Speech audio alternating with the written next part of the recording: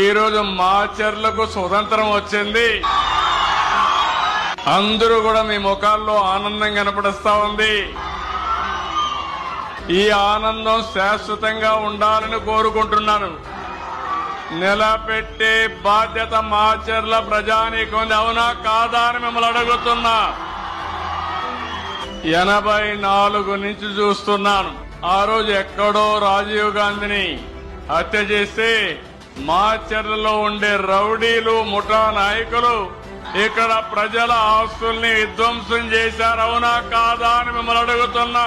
ఈ మాచర్లలో ఇటీవల కాలంలో ప్రజాస్వామ్యం లేదు, ఎన్నికలు లేవు. వీళ్ళు ఎట్ట తయారంటే చరిత్రలో కొంతమంది డిక్టేటర్లు ఉంటారు. వారికి ఏ గతి అయిందో ఇక్కడ కూడా మీ ప్రవర్తన మార్చుకోకపోతే మిమ్మల్ని ప్రజాస్వామ్యం క్షమించదని మరొకసారి హెచ్చరిస్తున్నా.